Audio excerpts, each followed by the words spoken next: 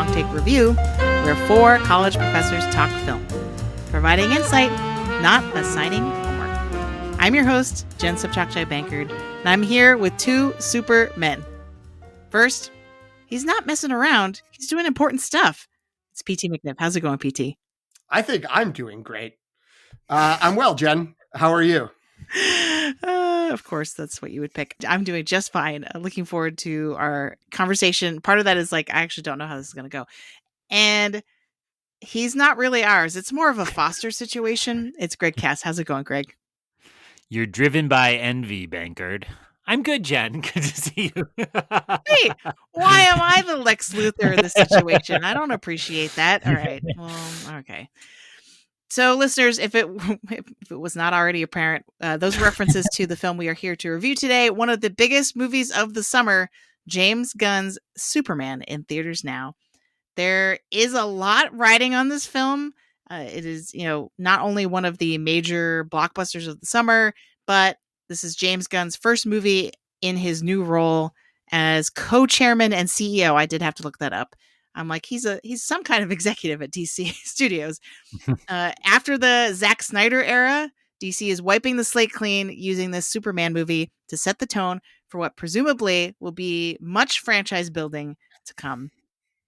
And I'm not wrong that this is the first. This is like launching. Although you were mentioning off mic some animated show, but like it's the first movie. There's an animated show that started in December called Creature Commandos. That's on what's now HBO Max, at the time merely Max. I can't even comment on that. It's like, what is left to say about the evolution of HBO Max? All right. The film stars David Cornsweet as Superman, Rachel Brosnahan as Lois Lane, who you will probably know as the marvelous Mrs. Maisel, and Nicholas Hoult as Lex Luthor, who was his most recent role Nosferatu, or has he done something since then? It depends whether Juror number 2 came out before or after Nosferatu. I think it was before. I think it was Nosferatu after, but essentially the same month. Well, yeah, he's been around. He's been in a lot of things recently. And he's a war boy, most importantly. Well, yes, of course. Yeah. I was trying to pick something recent, but he was also an X-Man. Yes. He's been in a lot of things. He's also a boy that things were about. A boy, about him. I'm still mad they didn't get Hugh Grant to cameo in Juror number 2. It would have just elevated that movie dramatically. Sorry, go on. Listeners, if you're still here and you're listening to us for the first time, you should know that we will have a spoiler-free section designed for those who have not yet seen this film, and then with a very clear alert, we will shift into spoiler mode for the rest of the show. PT, if listeners think we're podcasters of steel after listening to this episode, what can they do? We're not here to rule over everybody, but if they want to hear our entire message, please follow the Long Take Review wherever you get your podcasts. We host the feed on Jen's Substack at thelongtake.substack.com, but you can also find us on Spotify, Apple Podcasts, Overcast, YouTube, and many more. Wherever you get podcasts, you can find us. You can also follow us on Instagram, Threads, and Blue Sky at The Long Take Review, as well as on Letterboxd, where the account is at LTRpod. Or you can search for the hashtag LTRpod to see what each of us individually has been watching. As long as people log what they watched. Jen? I've been busy. I do have a backlog of at least three movies that I can think of that I have not logged on Letterboxd. Sorry. For listeners who are curious, it's because Greg and I, before Jen showed up, were like, did Jen even have a chance to see this? What are we going to talk about? Because Jen... Right. Jen is it's not on Letterboxd. I didn't see it, right? I guess. She was busy watching K-pop Demon Hunters again. Look, I've only logged that twice. Okay. We are doing an episode. So if this somehow comes out before the K-pop Demon Hunters episode, which we haven't recorded yet, but we'll later this week, it is coming. If you've been wondering, I don't know if anyone's been wondering. Hasib was wondering, and he's going to be on the episode. Spoiler. But maybe it might just be him. All right. We've derailed this long enough. So we'll start with the short take. What was everyone's general reaction to Superman? I guess I realize now that you don't actually know mine because I didn't log it on Letterboxd. So isn't that good? Isn't it good to be surprised? So Antonio, notably, listeners, you're not hearing him. He bowed out graciously out of this episode for multiple reasons, but we also just mostly didn't want to make him suffer through talking about a movie he really did not like. So we have his take to read on his behalf. But let's start first with PT. Okay. Yeah, I was positive on this movie. I enjoyed it. I was not like, I did not fall madly in love with it. I was not like, oh my God, this is great. But, I came out saying like, this was a good experience in the theater. I had a decent time. There's lots of things we can talk about and kind of pull apart. But, I think, if I may, a trend that may be coming out for the three of us, and I think we can include Antonio as well once we get to his short take, is that none of us are like, Superman's my guy. Superman is my superhero. I love this character. I have a lot of affection in concept for Superman, but I do not like gravitate towards him. So that being said, I had a fine time with this. It did not dethrone my favorite Superman movie, which is, of course, The Iron Giant. That is my short take. Greg, how about you? This was not my jam. So I similar to what PT just said, Superman is not one of my characters, and I really don't feel that attached to the DC universe at all. I know we're restarting it right now, but I will say, I felt burned by like the crap I watched over the last 5 years. I'm looking at you, Black Adam. I'm looking at you, pretty much anything involving Jason Momoa. So, sorry. Yeah, Jen making that face as if she saw Aquaman too. Yeah, you do the work and then you contact me, Jen. You do the work. I've seen the first one. It's pretty good. So this had an uphill battle for me, and I think it is important to just kind of acknowledge that it had an uphill battle from the beginning for me. I think my broader short take would be there's a really good Superman movie in this.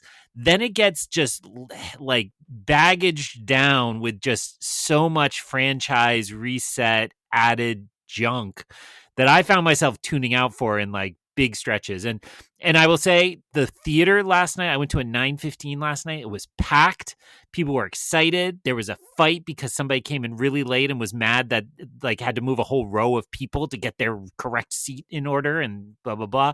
So it was like the like circus environment you want. And most people left like cheering and really happy. And I heard people being like, we got to see that again. And I was like, man, I barely stayed awake during large swaths of that supposedly really fun superhero movie. So I think the faults do not lie with the performances. I think Cornsweet and Brosnahan. I did not watch Mrs. Maisel, so most of what I've seen of Rachel Brosnahan is her fridging at the start of the Rami Malek movie, The Amateur. And so that don't see The Amateur either, people. I'm telling you, there's a lot of bad movies out there. So I was very impressed by the two of them. I think I knew Nicholas Hoult much better, as demonstrated earlier. So I like knew he'd be great, and he delivered. And those three performances were really good. And then there was just a lot of stuff that I didn't feel as attached to. So, it's hard when you see the culture war erupting and you see which side you should be on. And you're like, I don't really care enough about this thing to take up arms. So, in other words, this is my Lady Ghostbusters. Jen, what did you think? Well, I was going to have you, since you offered to represent Antonio's take, I was going to have you read Antonio's take. Sure. So as the whitest white guy on this podcast, I will now read Antonio's very culturally specific take on this film, which is, as always, is very thoughtful and very eloquent. So these are Antonio's words. A handsome white god is a strange stand-in for oppressed immigrants in America. As the son of immigrants, as someone who grew up being called names because of my race and because I look different from everyone else, I did not look at Superman and think, yeah, he gets it. I love the message, but he's just not the right messenger. And I think, the larger conversation around this film is going to demand that we talk about its kind of political messaging and system. But I really appreciate Antonio's perspective and his take on this, because that's what I felt like in this culture war piece. It's like, oh, I have to defend Superman's right to be woke. And I look at it and I'm like, this is what we're calling woke now. A guy saying, I'm a human, treat me like a human. That's woke. That's the line now. So, and I think some people might hear me say that and be like, yeah, dude, that's the line. It sucks, but that's the line. So yeah, Antonio, more eloquent than I always, me much whiter, much pastier than Antonio. Jen, what was your take?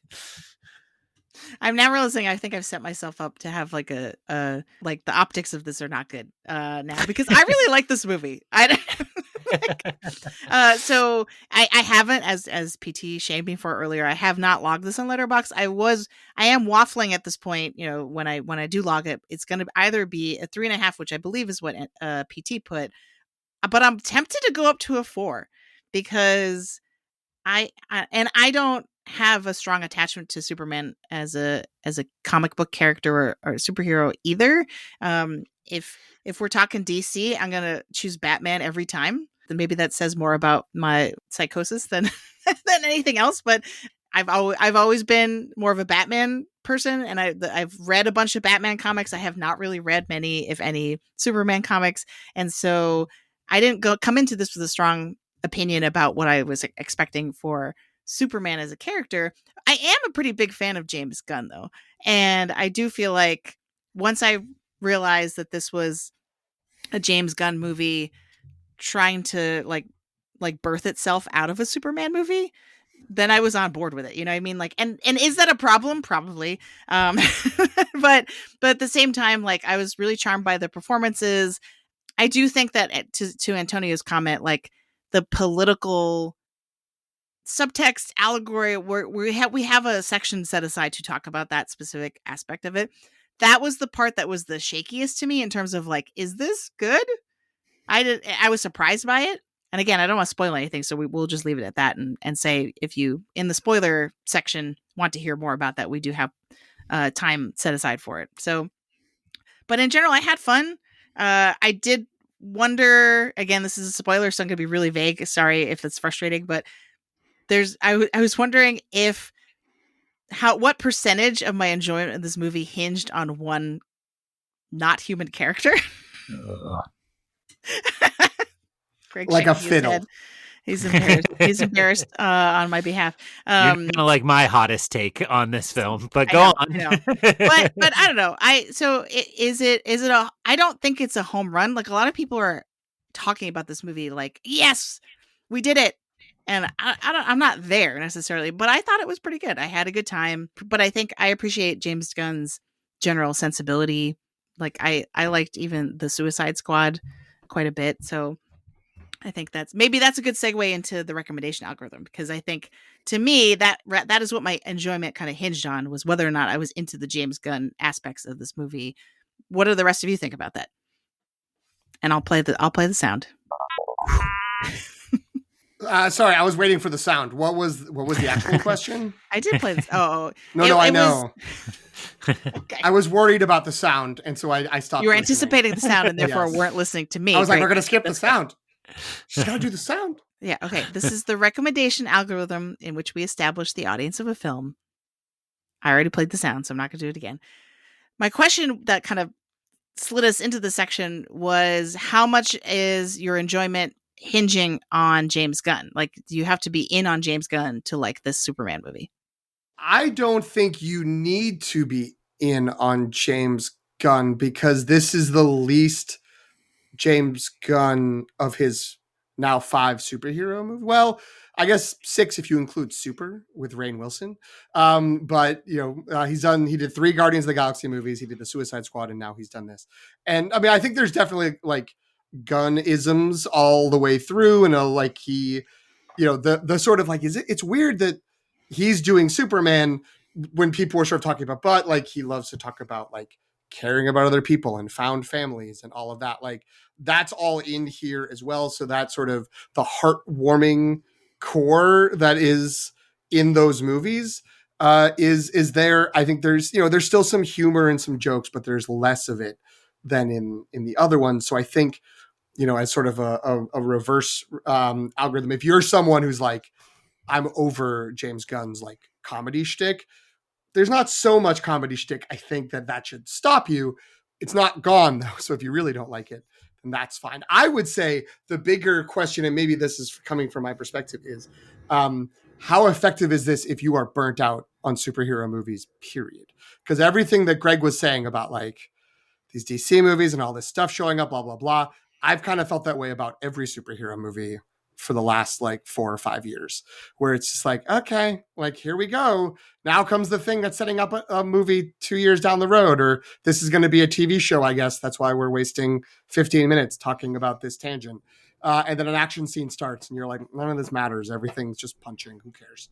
And it's all these complaints that I couldn't believe people had 10 years ago that I'm now on, like, I'm in that pocket. So, yeah, that was my question about the recommendation algorithm, is like, is this good enough to get you past superhero malaise? It did kind of get me over that hump, but there were definitely stretches where I was like checked out because it was doing superhero movie stuff that I don't know. I didn't feel a connection to action stuff mostly. And I usually like action. I feel like there's enough pathos in this movie that cuts through all of what you're talking about, that if you are just kind of bummed out about the world right now and you watch this movie, there's a pretty good chance that you're going to be like, we need a Superman. Like, you know what I mean? Cause I had a couple moments in this movie where I just was like, oh man, like, like, why don't we have a real Superman? This is terrible. I really, really could use a win. So I do feel like there's a little bit that this movie is very earnest, very hopeful. And so I think that's what you're in the market for in a movie. I don't know if it matters as much that it's a superhero movie. But what do you think, Greg?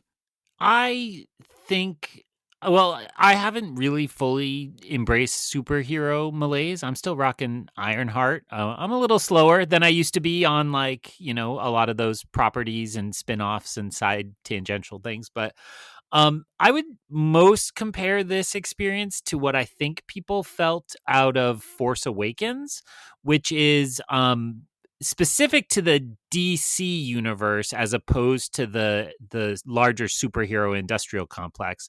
Just that, like, by the time we got through up to Force Awakens, a lot of people felt Star Wars had lost its original flavor and tone, and Force Awakens came back and reminded everybody like what it could be to just be fun and not be that concerned about things. What's interesting is that is kind of a like light amusement, and now it's kind of soured in people's mind, and people are, oh, it's just derivative of the original. But I think The Force Awakens in Star Wars played a really important role in kind of course correcting back to being a little more fun, a little different. And I think that's what this is doing.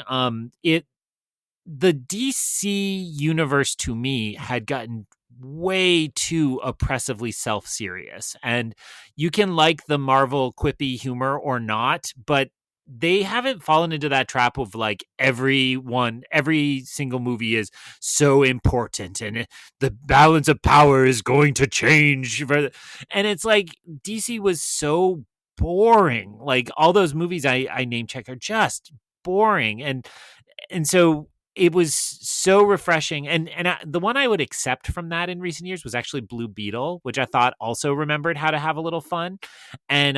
And I think this really course corrects on that. And Jen, you just said it. The goal here is to have fun, to be hopeful, and to be stupid in like a positive way, right? Like to not take this stuff so seriously. And I did like moments in this that did that. And I was going to mention a specific, but I will save some of that for the spoiler discussion. But I would say if it's the seriousness of superhero movies that's kind of gotten you down, this is a nice kind of light, refreshing entertainment. Where I land on, I can't recommend this as like pure popcorn because we've had a lot better popcorn this summer.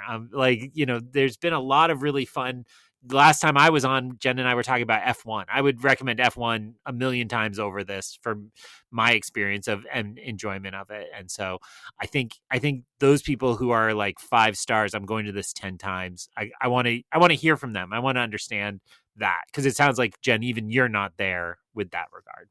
Yeah, and that may be just because of my relationship with the character, because I think folks that I've heard from and things that I've read where people clearly do have a pretty big attachment to Superman as a character have that, like, exactly what you're saying in terms of The Force Awakens. We're like, where they're like, this is Superman. Like, I've heard a lot of that, where they're like, this is the guy. This is the Superman that I want. This is the Superman I've been waiting for since the first movie or two, right? Like, so I do think that there's a little bit of like, people feel like we've pinpointed some level of authenticity with representing this character. And I don't really want to comment on that extensively. I really liked watching David Cornsweet. I thought he did a great job. And I think he had just the right amount of like righteousness, but then also self-deprecation, which again, I think is a pretty James Gunn feature of a lot of his characters have that, where they're like, they can kind of code switch between those two modes very quickly. And I feel like that's sort of what made this movie work for me. But there were kind of times where I was wondering, I'm like, wait a minute, like, and maybe this is the sign we need to get into spoiler mode, but there's a particular spoiler where everyone seems to conveniently be forgetting, because I've heard a lot of like, oh yeah, this is like light and fun and not too dark. And so I'm like, but there's this thing that happens and that's pretty dark. So I don't know if I wholly agree with that assessment. I think the feeling you're left with by the end of it is that, but I think it is trying to address some pretty serious things while packaging it kind of in a not serious veneer, if that makes sense. Are we ready for spoiler mode? Okay. So if you have not seen Superman, join the throngs of other people, because it's doing very well at the box office and lots of people are seeing it. Word of mouth, I think, apparently is good. And so I think people will continue to see it in droves. So if you're not one of those people and you want to wait until you've seen the movie before hearing the rest of our conversation, I would say go watch the movie, come back, and we'll be here with our spoilers.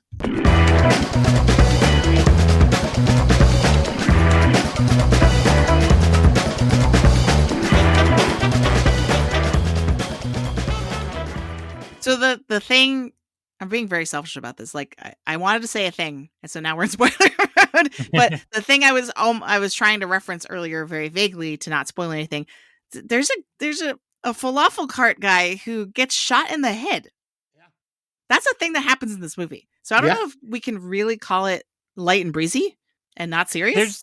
There's also a lot of child endangerment and animal endangerment, and it's like, haha, everything's fun. I'm like, I don't know, but yeah, the falafel guy in particular. I didn't take, like, I thought it wasn't intentionally swinging. The movie was saying these moments are serious and dire. Like whether the tonal swings from when people are joking around works necessarily. I feel like it's more that people, you know, in the same ways that people felt, and some young folks might not believe this, but people thought the Star Wars prequels were this sort of like oppressive, austere, like people in rooms giving exposition to each other in green screens in front of like bad animations. And then it was like, we're back in deserts, and we're back on like filming on location, and there's props, blah, blah, blah. And we have this energy and this spirit. That was part of that Force Awakens thing. Folks are just happy that like we're not in Zack Snyder's movies. And there's like, there's like jokes that aren't just like Aquaman sounding like a bully to the other people. There's like actual like folks having banter, and it's funny and blah, blah, blah. But I think the movie is like, yes, Superman's being tortured by a guy who's being held hostage because his baby's being threatened like across the way. And then, yeah, man's shot in the head. Like that's all stuff that happens. And I think that moment is meant to be serious. The moment is meant to be taken, you know, with some gravity. So yeah, but I think you're right, Jen. That's not like, this is a light breezy movie fully. That there are serious things to it, or whatever. I Heavier things. completely agree with what you just said up until he gets shot. And then Lex Luthor's like, oh, geez, I shot him earlier because it's kind of a Russian roulette. He's like, I thought that was going to last earlier. All right, ugly fella, let's go get another one. How about that reporter? And like, that's the places the James Gunn voice really didn't work for me in this. And like, there it's certainly not the dominant tone. And I do want to say, like, I might be the most negative on the podcast, but I'm not at a like 1 star. Like, this is far from megalopolis territory. So like, but it just felt like the movie wanted, I just referenced this sometime recently on the pod, the old Call of Duty games that are like, you get to shoot like 50 people in the head and go crazy, and then you get hit and they bring up like a quote about how serious war is to humanity. And that's what this movie does at times. It's like, we want to tell you something really serious, but we're also going to do the stupidest things you've ever seen. And I just couldn't myself kind of reconcile those in many different moments. And that might be just, I don't know, Jen's just wholly gripping image of a James Gunn movie being birthed from a Superman movie, I think is how you phrase that. So I don't know if it's him like Alien style. In. That's what I'm picturing. I don't know if it's him sneaking in or just like I would absolutely say I want these directors in working in franchises to get to be themselves. There's just something that didn't quite click a few times for me. Not to overly defend it, but to me, I really liked that moment after I liked when the guy got shot, and I liked the aftermath of it. But I liked it because it didn't feel like, oh, we're supposed to think this is like, haha, funny that like, oh, this didn't work. It's that's like how indifferent Lex Luthor is that like he's frustrated his plan went poorly. Like I thought it was more just like, Jesus, this guy, like he doesn't even pretend, because the you know it's him and there's the dictator of wherever Rovia. What is it?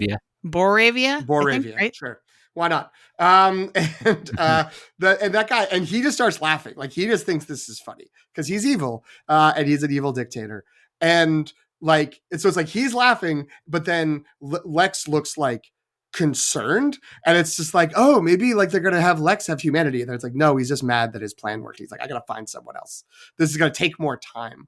So like that didn't feel like a Rocket Raccoon like wak, wak, wak, wak, like joke thing. it felt a little bit more character driven. But that said, there's certainly, I can't pull any off the top of my head, but there's certainly plenty of like whiffs on the jokes. I think more so, not plenty, but I feel like, I think the Guardians movies like work really, really well, and his humor meshes really well. I thought the humor worked the least in this compared to the Guardians movies and the Suicide Squad, which like, there were still parts that were very funny. And do you feel like that's because it had to be sort of diluted because it had to fit with Superman? Because I feel like a lot of this movie to me feels not preemptive might be the wrong word, but like feels reactionary in the sense of like, oh, like Superman classically is a character, a superhero character that people think is too powerful and therefore kind of boring, right? And so this movie really felt like it was working hard against that idea to be like, and then against that idea to sort of be like, no, he's really flawed and like gets his butt kicked all the time and like he's down, right? You know what I mean? Like I feel like there was a lot of that to be like, look, he's not just perfect all the time. He is in fact identifies as human and flawed, which I didn't totally buy. I was like, but he's still Superman at the end of the day. Like, I don't know. I heard Helen Mirren in that moment being like, if you're going to make this point, maybe don't cast Margot Robbie as Barbie, right? Like that same kind of like, oh, here's a flawlessly handsome man saying, how imperfect he is. Yes. Right. Sorry. And it also feels, we already talked about this a second ago, but it also feels reactionary or preemptively kind of reacting against the Zack Snyder version of this of the DC, right, EU or whatever. And so I'm wondering how much of the James Gunn isn't working as well because it's diluted, because it's kind of being mixed in with our expectations about like this sort of sincerity, and although James Gunn is usually very sincere, but the kind of wholesomeness of Superman. I think there is something to that. I also think that mixing in is that this isn't just James Gunn is doing a Superman movie, but James Gunn is going to be in charge of the DC movies now. And so it is like, I'm going to take this, like this responsibility seriously. It's not just going to be a goof. It's not going to be all kind of like wacky. I think there's less bite stuff too, though, because I think when I think of something like the Suicide Squad, part of the charm of James Gunn is the harmony that shouldn't work in terms of like, it's really kind of crass humor, but also really sincere, cute. You know, it's the ugly cute kind of thing, right? Mm-hmm. And I feel like a lot of his movies do that really well. Yeah. And also, I mean, I keep forgetting to fold in, but he also is the showrunner on Peacemaker, which is very similar, but also like adds in a lot of violence, even more so than in what's in the Suicide Squad. So yeah, he usually is this kind of, you know, there's a very thick shell of, you know, crass humor and harshness with that sentimental core, which is why I think the first Guardians movie is my favorite Marvel movie, because I think that gets that balance really right. But that's also why I know there's people who are like, I do not like James Gunn, and I don't like what he does, and I don't like his shtick.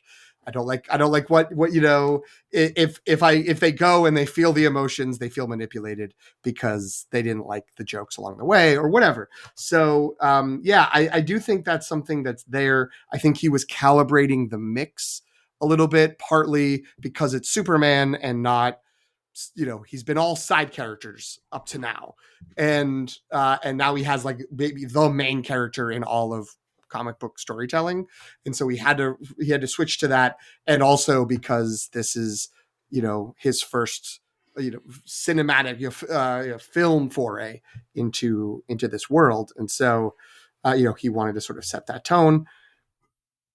Yeah, and so I think if you go in being like, I just want like a straight James Gunn experience, you're not really going to like it. If you were like, I don't like James Gunn at all, that's probably going to be an issue.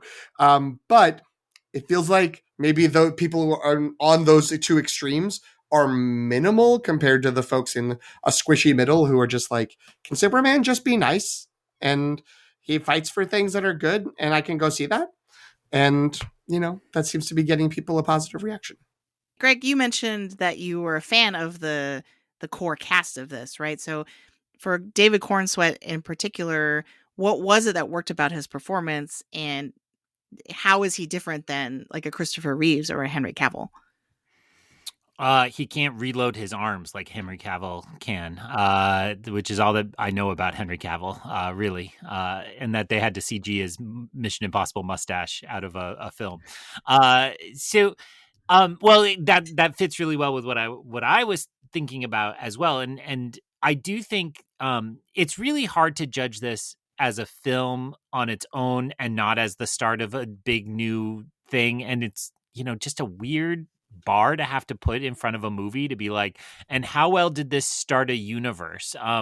But like, my opinion about how Marvel developed, rightly or wrongly, is like they hired Joss Whedon, scandal noted, and like his humor accidentally became the brand, right? And like so much of what followed there was like, well, people really liked this in Avengers, let's just keep doing that kind of quirky, snipey thing. And James Gunn's humor then really changed it and shifted it from that point forward as well. And so my skepticism about this as the start of a universe is I don't think anybody can, I like PT's like mixing the levels metaphor. I don't think anybody can calibrate this as well as James Gunn can. And it'd be really hard to see somebody else attempt to do this tone exactly the same. And maybe they just do totally different tones. Maybe that's the way to do a cinematic universe. But what I would praise James Gunn for is, like, my favorite scenes in the movie were ones between Lois and Superman or Clark Kent. And then some of the Lex Luthor took a long time to pop, but when he really got firing, it was really nicely written and structured. And I kind of got it all. I liked the kind of control room. It's like dark NASA, his setting and so on. But to your But question of also like an esports team, like right. It was very much like Gamergate. Like we hired all the internet people. Yes.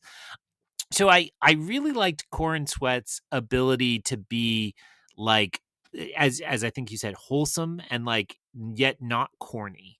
I think my fear was I knew they were going brighter tonally, and I thought this would just feel really corny all the time, and I never really felt that. And I didn't love like the first 10 minutes. I was like, oof, I am in trouble here.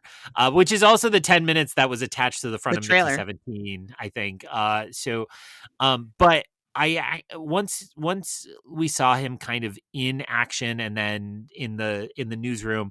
But the scene that really got me was when Lois interviews Superman. I thought that was the scene of the movie, and in those moments, it's like these really smart, wonderful characters doing the thing I love, which is like they're both acting in a fashion they totally believe in and that you can argue is correct, and yet they are totally different from one another and irreconcilable.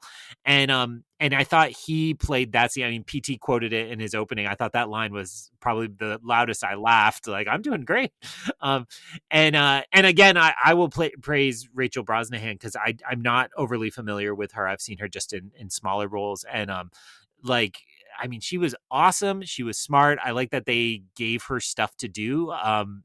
Too rarely does a Mary Jane or a Lois Lane not go a movie without falling off a building for somebody to catch, and she did that. And I also she had like great Annie Hall style, like the costuming on her was really great. So yes, anytime those three were on screen, I was locked in and I'm good. And then I'm like, what? Fillion's here? Why? What do we need this for? But go on, defend some of those pieces. I mean, the only way I'll defend that is because they were like, well, Superman is Superman, and we don't want to like undercut the seriousness of the other characters, so let's get Nathan Fillion in to be a fool, and he can get a bunch of the James Gunn humor out and kind of through the process. I also think it's interesting, like we may be exactly the kind of people like where this will be a problem, where like we can see this, and because we spend too much time, all due respect to ourselves and to the people who listen, we spend too much time thinking about movies, thinking about the moves being made in Hollywood and the making of movies and blah blah blah blah. So like we're aware of, oh, there's going to be like these like 8 other movies have been lined up, and there's this spin-off show, and there's this other thing, and la la la la, and there's all this stuff. Whereas like I think it. I don't know if that what are they the Justice Team, Justice Squad, Gang. Justice Gang. They like I don't know if they come across as anything but just like a goofy fun addition. If you are not sitting here being like, well, this is the launch of the DCU, they're replacing the Snyderverse, and so they have to really hit the ground running, and the choice has been made to get us sort of in the middle of this whole thing instead of doing another origin story. Most people are coming in just being like, Superman, he flies, he punches, great, truth, justice, etc. So I don't know if that, like, I'm curious, and I don't know if any of us can answer that. If like, oh, we keep cutting to these guys, like they're setting up for the Justice League someday. That's going to be a whole thing. Or, if people would just sort of be like, that's funny, there's just some other people around. Cool. So I would agree that there's a lot going on in this movie, and that some of it probably doesn't need to be there. But for me, the Justice Gang and them being goofy really worked for me in terms of the arc of them starting out as sort of mercenaries for hire, mostly, right? They're like branded as heroes, but like really they're just kind of like getting a paycheck to take out some kaiju, right? Mm-hmm. But then they kind of end the movie sort of more aligned with Superman's worldview of like, no, we are here to serve. We are here to help whoever needs help, right? And I feel like they are kind of a key component of that. Like if we just remove all of their scenes from this movie, I'm not sure I buy the kind of importance of Superman asserting his worldview in terms of like, but can't we just help people? Which I feel like in of itself is like it is naive, but I think the movie's acknowledging that it's naive but still valuable. That makes sense. Like between and a lot of that work happens in that scene that Greg called out of the interview, right? Where he's just like being so stubborn about, but I stopped a war and people were going to die. He just like literally repeats that over and over again, and that's his argument. He probably could take one of our classes, honestly, in rhetoric to kind of like spice that up a little bit, and not just kind of like repeat the same statement over and over again. But she's giving him such a hard time because she's like, okay, dude, but like it's more complicated than that. Like you can't just go do stuff because you think it's going to be helpful. Like there's all these other things happening.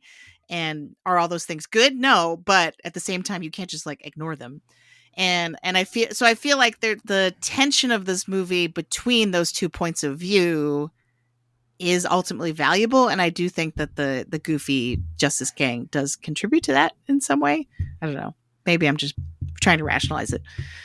If there's one thing I could tweak about that, about their presence, is that it's interesting that they are this, like, they're sponsored by another, techno corporate entity that's another super rich person is in charge of, and they bring that up. And again, we get to see him at the end because he's played by the director's brother, who is always fun to see, I think. But like that never really matters. Like it doesn't, like they don't get in trouble for going to the other country in the end, like and interfering with the war in Superman's stead, even though like they make it very clear earlier that like that's not, they get told where to go and they go and they do that and blah blah blah. And so they've broken that kind of contract. And if we're going to get a cameo from that character briefly towards the end, it would be more interesting if like there was consequences for that. And also that like maybe that means that the movie has something more to say about technocrat rulers than just like Lex Luthor, what a bad guy. But it would be interesting if that was a little bit more complex. I think you can do that without necessarily adding a ton more. And I think it might not alleviate Greg's concern, but at least would feel a little bit more like, oh, there's a reason for these guys to be here. They, there's the sort of Lex Luthor's out to fight Superman, and they have that kind of binary. And then there's also this other version of we're hired guns, so to speak, but we're not like actually, we're breaking our contract. This guy's mad. He has a different perspective, blah, blah, blah. There could be something there, but yeah, it would have to be totally rewritten to like take it out. And I do understand the frustration of every time there's a character that's not it's not someone from the Daily Planet newsroom or someone from Lex Luthor's control room. It feels like we're setting up for a spinoff somewhere. And I think that potentially is like our problem as an audience member, like separate from the making of the movie, but the movie was also made in a context in which we have been dealing with cinematic universes for approaching 20 years now, around superheroes. So, maybe that could have been recalibrated, but I don't know. Some people really love the idea that it feels like, yeah, metahumans have been around a long time and they're a constant presence and it makes the world feel lived in. But I will say, having sort of defended it, I ultimately agree with Greg that, every time it wasn't Superman, Lois Lane, Jimmy Olsen, Lex Luthor on the screen, I was like, where are the characters that are interesting? Where are the people I'm connected to in this movie? Why are we not? Where is Poochie? Yeah. Where is Ma and Pa Poochie? And I do, and it's really funny because I think if somebody wanted to like call me out, like everything I'm questioning here, I just say like, yep, I love it in Marvel. And it is absolutely right. Cause that's like, those are characters I know. And like, my daughter has a little golden book that I think came from a little free library, and Hawk Girl is in it. And I like, all I knew was her name was Hawk Girl, and that's very hard to read out loud when you're reading the story at night. And so then I'm like, oh, Hawk Girl is here. And then it's like, oh, I don't understand anything else about her. I don't know her power set. She flies and has a cool like mace, and I don't know where she came from. And I do think there are a lot of advantages to that. And if we pause when Hawkgirl shows up and she tearfully tells us about the time a radioactive hawk bit her, like, I don't want that movie at all. Like, I don't think that works. But and it's so, as I said, it's unfair to judge this in that regard fully, but the marketing is like, we're starting over, and James Gunn, in that role, he's the one who's put his name out every time there's a big announcement. It's like, I have decided this will be the next movie and I am going to do that. And I don't think that's an accurate portrayal of how these decisions get made, but they are how they're being marketed to us. And so it's hard not to think about every single choice here. All of those Justice Gang just felt to me like, oh, so these are the people who get fired when the real heroes show up, right? I would accept Mr. Terrific from that, who I thought was really fun. And we've gone too long without mentioning him. I really liked him. He was great. Yeah, he was a real standout. His action scene was the best action scene for my money, and it was very much straight out of Guardians of the Galaxy type James Gunn, but totally worked with the pop song. And I was like mesmerized thinking about Rachel Brosnahan just like standing on a beach, like reacting to things, like, like Fosseing a little. And but it all was really fun, and I really liked that component of it. But I mean, I don't think I don't know this mythology well, but I know there are many Green Lanterns, and it's like, okay, so they fired Nathan Fillion very soon and send him back to his home planet and pull in next generation. Isn't there a Hal? He was Hal a guy. Jordan is the most. There's a Hal. There's a John Stewart, who's not the Daily Show guy. Host. I believe a black man. Because they have cast a Green Lantern, right? I feel like I remember seeing. There is one of the upcoming movies is like Lantern Corps. Oh, it's Kyle Chandler is one of them, I think, from Friday Night Lights. Yeah, I think so. So shout out to my neighbor and friend Colby, not to be confused with Colby from the Colby Cast, although shout out to him too, just because. But he was telling me that I think there are 8 Green Lanterns total. Oof. And like it's part of their lore that there are lots of them, and that some of them are better than others. I mean, are you guys ready for the 3 Green Lanterns that are in Lanterns? Is the TV series okay that has been announced? I'm out because you said TV series. I'm like, okay, I'm not watching that. But go on. It's Nathan Fillion as Guy Gardner, which we know. Kyle Chandler as Hal Jordan. Clear Eyes, Full Heart, Ring of Power. Aaron Pierre as John Stewart. That's really good. From Rebel Ridge. And frankly, the person in my heart, I hope, is chosen to be James Bond for the next James Bond. I've heard that speculation. That's a whole other podcast. But there's a lot of we recorded that podcast, but we didn't mention him and should have because he's high in the betting pool now. Speaking of TV, I was going to tell Greg, you would know all about Hawkgirl if you had seen the series Legends of Tomorrow, which I can't even say that with a straight face, but I have seen that. And even then it sounded like you said you would know about a hot girl. And I was like, I'm interested, but you said hawk girl again, the word that is hard to say out loud. It's true. Linguists everywhere crying. Credit to James Gunn for not trying to squeeze in a Hawk Tua joke into the 2025 Superman featuring Hawkgirl. That's his self-control being on display here. Where do we go from here? We have it out. All right, Jen. So here's my hottest take of this film. All right, get ready. There was at no time, not a single frame of this movie, did I at all believe there was a dog on set. Period. I never looked at Krypto and thought, what a cute dog. I thought, wow, CG monster. He did not work for me at all. And then he was in like a third of this movie. He got more screen time than Lex Luthor, I'm pretty sure. So I'm just going to put it out there. I know this is probably my things people don't like me for, top of the list. But I did not care for Krypto, period. You couldn't give us a real dog every once in a while? Like, have them pet a dog, not just it didn't work for me, but I'm assuming that it worked for you because that's your brand and I respect your brand, even if it's not my brand. Right. So Greg's You brain love is more crypto? kicking dogs than it is loving dogs. I have a dog. I love dogs. I It's would true. probably go cuddle my dog right after this. And yet this did not work for me at all. So, first of all, how dare you? That's where I'll start. I did. So this is what I alluded to earlier, that I really was left. I left this movie questioning. So what percentage of my enjoyment of this is dependent on crypto, who we must protect at all costs? A la Mally Rubin on the House of R, because she says that all the time about cute animal characters.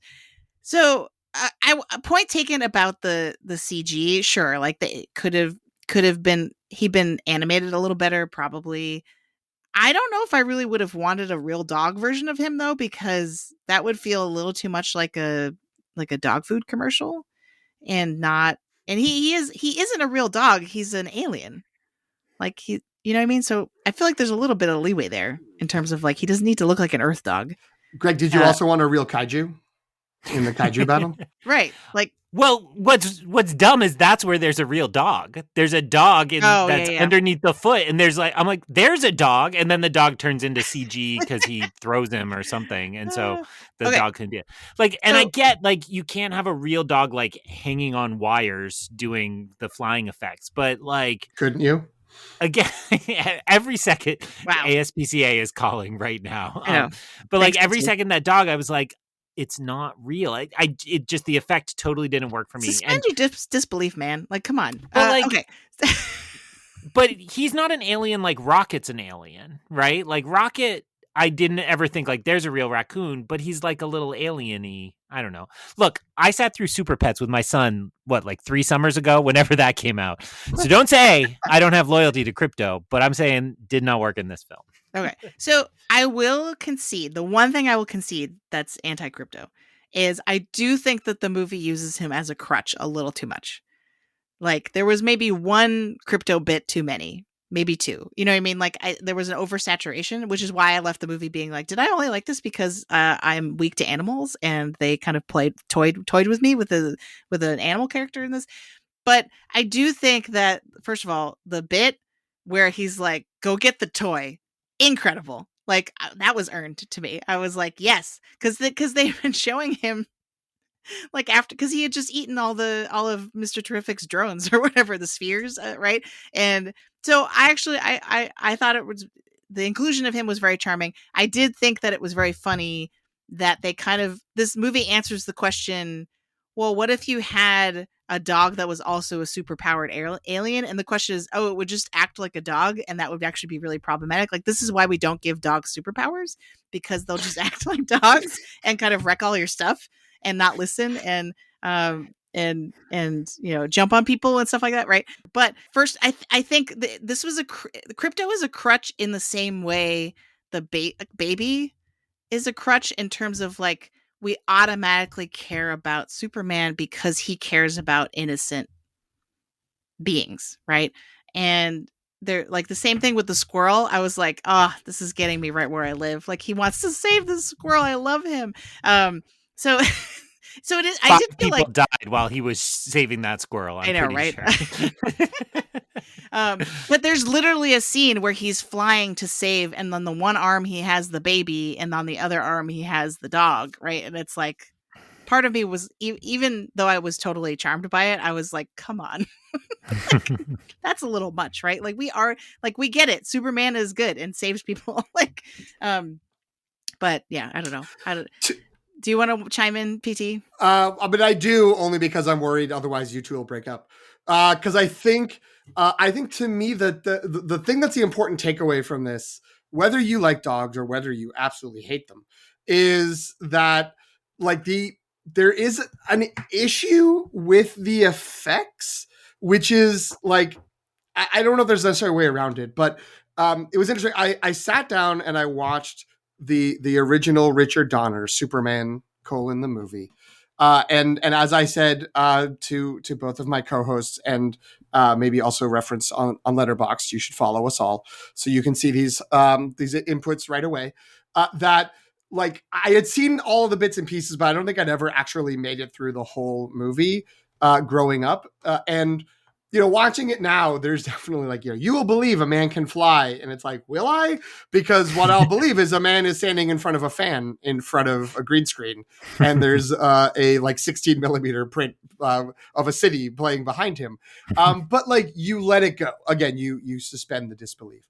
And I was thinking early on when we, the first, in that first 10 minutes, which I didn't have as negative a reaction to, but, Superman crashes. He does his stuff in the fortress. He gets back into the action. We see him flying around and I'm like, wow, I mean, look at the flying effects. They've really come a long way. But then there were other moments later on where I was just like, right, this is already pushing the bounds of what can be done, whether it's technology, whether it's overworked labor in the special effects industry, where I'm already like, I'll let it go. I didn't get mad about it to the degree that Greg did.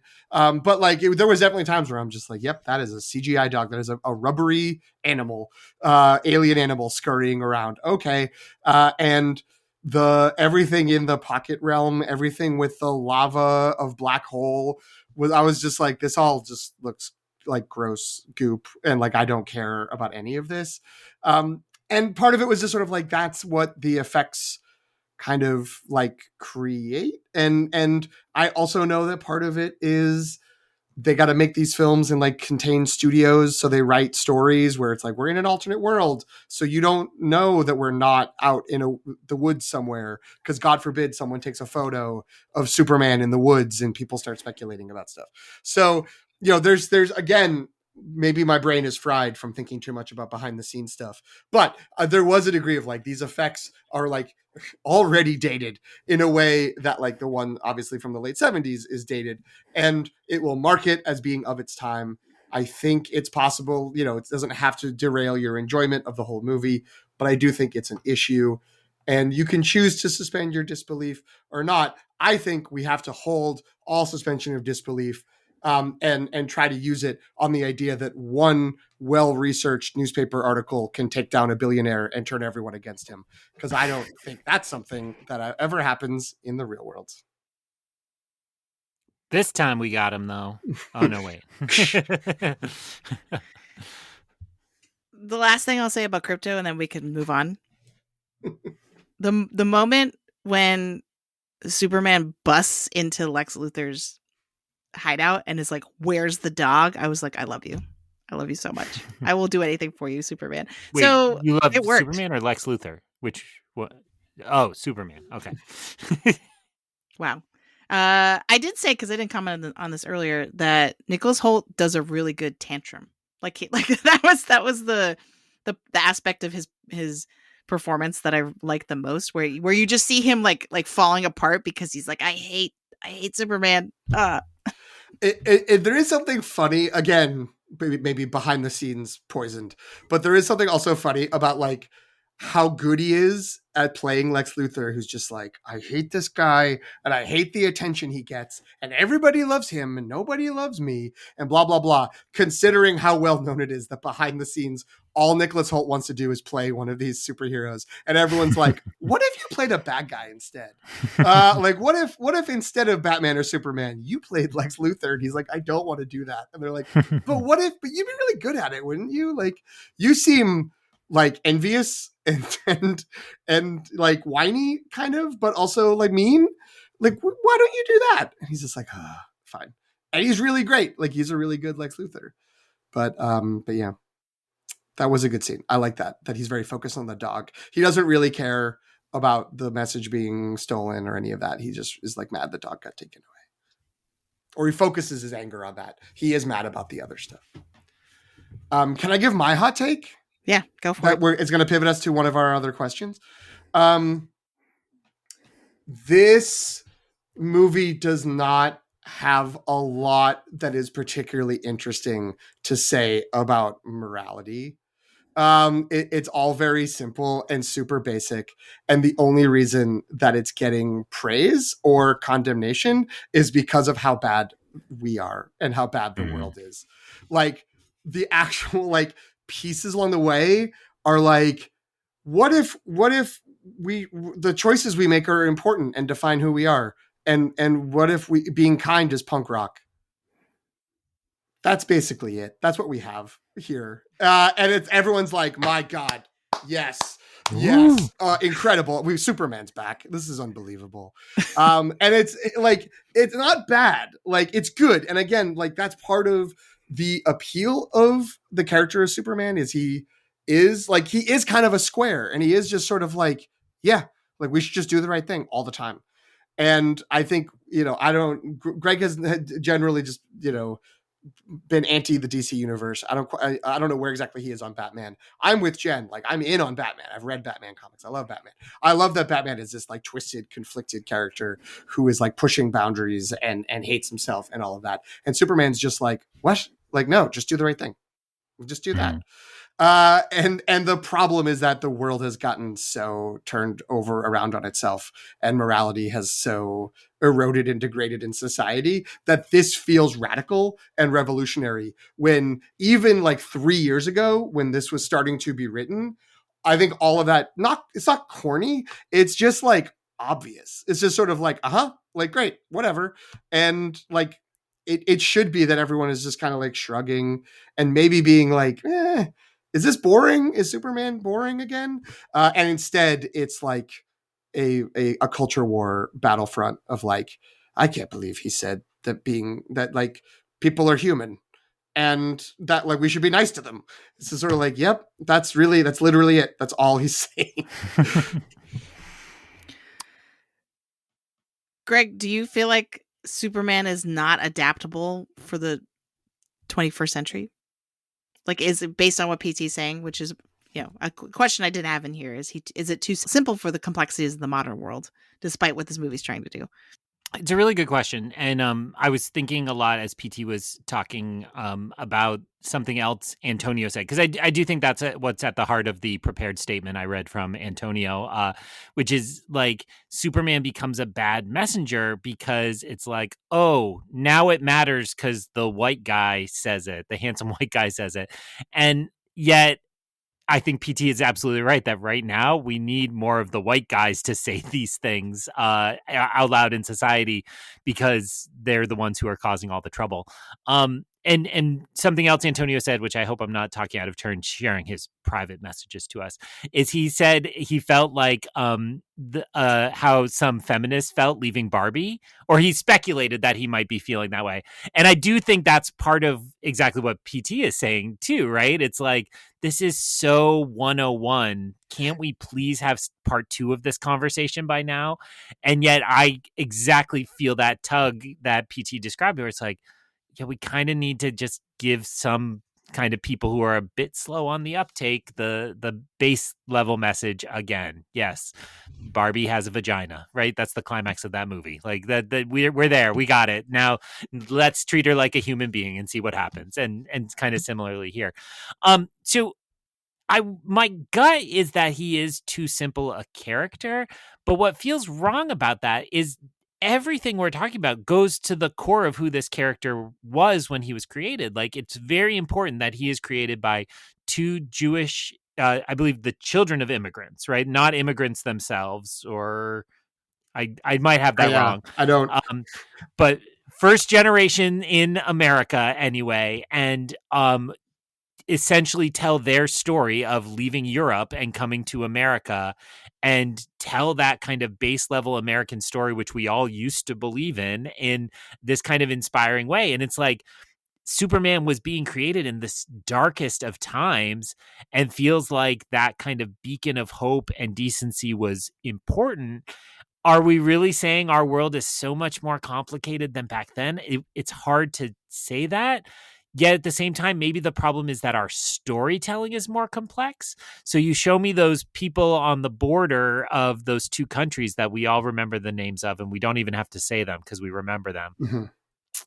And I want to know like 10 questions about that. And when PT said we are engineered in a lab to be the people who like this movie least, that's the other side of it, is we spend our time watching awards movies and we're like, oh, good, we're going to get into the nuances of geopolitical conflicts and understand the interactions between capitalism and the cultural forces that engender hate. And then you're like, oh, no, we're just going to raise a flag and have a cute little boy cry and say, Superman. and that's all we get, right? And it's like there's a lot that just makes that great, and the fact that it's like a beautiful image of those kids raising that flag can be all this movie has to be, but at the same time, that doesn't feel like it's up for what this movie is teeing up for itself. So I struggle in both those ways, but and many others. Yeah, the only, not the only, but like light pushback on in terms of like the movie teeing itself up is like, is it? Or is it just that like it's the world in which it's coming out into? Because even like, James Gunn was announced taking over DC in like mid to late 2022. And I think, well, like when they announced it, he's like, and I'm working on Superman. To sort of speak specifically about those two very memorable and important countries that are blazed in our memories. That there's like the one that it's like, well, this is the American ally, and he's working with the business people, or at least Lex Luthor in America. We've always supported them, and we've always been on our side. And it's a problem that Superman has stepped in to you can put it in the chat. I'm still not going to say it. Superman has stepped in and like, but he's on the side. He's on the quote unquote wrong side. That's not our diplomatic, alignment, blah, blah, blah. And all of this stuff. And they even say that it's in Eastern Europe. It's very clear to me, or at least I watching the movie and thinking about it afterwards, I was like, oh, this is Russia and Ukraine. This was fresh in James Gunn's mind. And like, he was like, you know what? Like, no one really like is rooting for Russia. There's of course like fringy people in different directions who are kind of like, yay, Russia in America. But for the most part in Western society, everyone in late 2022 was like, yay, let's go Ukraine, Slava Ukraina. We need to, stop that invasion. But now a bunch of monkeys tied to computers have poisoned the discourse around all of that. And one of the political parties has decided we're wasting money on here for reasons that we do not have to get into, or reasons we don't know that we can maybe speculate. And there's another war that's happening that does not so easily cut across lines, or it cuts through lines in a way that at least like even just a few years ago, like it would be clear of like, well, yeah, that one country's bad and that country shouldn't be doing that. But the fact that now it can very easily be read as Israel and Gaza, I think has excited a lot of people and has gotten people to be like, oh, there's a movie that's with like a major superhero that seems to be saying it's bad to support Israel with what Israel's doing. And it's bad that the president of the United States is talking about taking over part of this land and setting up a resort while Israel takes over the rest of it. That's bad. And that shouldn't be a thing that happens. And I feel like James Gunn has probably been watching the news for the last year and a half being like, oh my God, this is going to be so much more complicated than I thought. Like, I really thought it was going to be clear. Like, this was not going to be complicated. This was not going to be a problem. Like, he knew there's going to be some general, like, right-wing chud pushback, but like, I don't think he thought that like the degree to which this was going to be Israel Gaza coded. I mean, it would a thing that didn't exist when he started working on this movie, or that's not fair to say. The current state of play didn't exist. The actual conflict has existed for decades. But yeah, so all of that is to say, I don't think this movie wanted this stuff to be complex. I think they wanted it to be realist versus idealist with the Lois Lane and Superman scene, where it's like, but like, what about our treaties and what about our, like order of operations in terms of our international diplomacy? And Superman is like, what about people dying? We should stop that. Like, it's not that complicated. Like the steps might be like need to be followed, but the simple morality is people shouldn't die. We shouldn't let kids starve. We shouldn't let people be rolled over by tanks. All of this stuff that is now in 2025, all tremendously political. And there's lots of people who have lots of different directions from which they're like, well, wait a minute, we need to second guess some of this stuff. And so I think it was supposed to be very basic and very much like we all nod along and we're going to wait until he starts punching people again. And instead it's like, did they earn it? Like, did they earn this stance, this like brave stance they're taking? And I don't think it was meant to be brave. I think they accidentally backed into what's going on. As I said, I think, I forget if it was the text it originally was with you all, but it morphed into my Letterboxd review, which was like the stuff that is the most like interesting and powerful in this movie is not anything in the movie, but it's this movie existing in the world. that has degraded and eroded around us. But sometimes the success of a movie is all about the timing, right? True. So that's while all of what you're saying is absolutely true, and I think you have brought us to rhetorical situation. So I'm gonna take us there in just a second. But I feel like there, all of what you're saying is true, but there's something still to be said for the right story at the right moment, and even if it wasn't the intention, right? Like it's the same. The classic example I always use with my students is like James Cameron didn't actually say that Avatar was supposed to be like a pro-environmental movie, but it ended up being that. And like in interviews, he denied it, and he was like, "Well, that's not what I was going for." But at the end of the day, that doesn't really matter. Like he doesn't actually get a say in that necessarily, because people are watching the movie and coming up with their own interpretations of it. I agree with what you're saying, and I think that's absolutely right. That like sometimes it's the happenstance of things, and it's not the intention.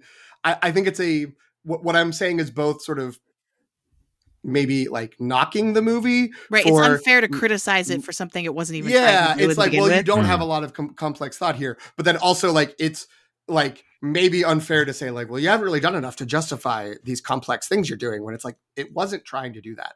And that doesn't, maybe what that says is we needed to be more complex all along. But yeah, it's both like this is not that complicated, and also this is not that complicated, and that's in a way that's both a defense and also an accusation. We can go to rhetorical situation now.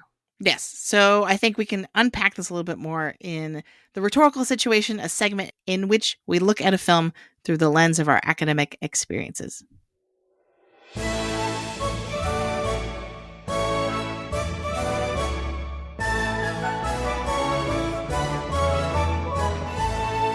So all four of our regular co-hosts are writing professors, which means we like to have this section of the episode dedicated to making connections to our experience as scholars and teachers.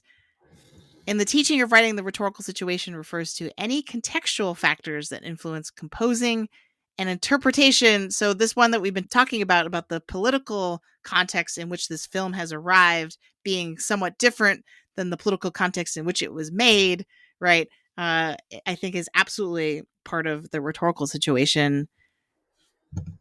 Where do we want to kind of just map out, like, because Greg sort of alluded to this, but we didn't kind of spell it out. But like days before this movie came out, there was a sort of press cycle about quoting James Gunn, that he's saying Superman at its core is an immigrant story, right? And then, which that's oversimplifying it, but that's essentially the message that is what would have been in the headlines about this. And then I don't know if either of you saw, but then Dean Cain, who played Superman in the TV series. Pride myself on never knowing what Dean Cain is up to. Thank you very much.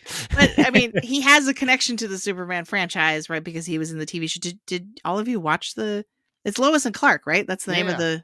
Okay. Lois and Clark was on opposite Sequest DSV, and I was team Sequest DSV. I'm just putting it out there. I watched both. I don't know how I did that. Somebody had a VCR. Thanks a lot, Jen. Make me feel bad. I'm a few years older than both of you, so I can assure you I was watching Terry Hatcher. And I was not watching.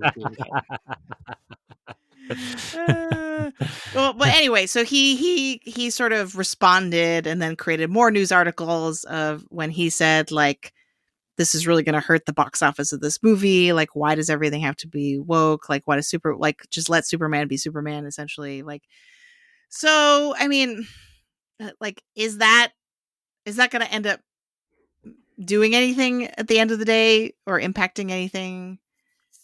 Do we have to account that kind of discourse with this when we're talking about this movie?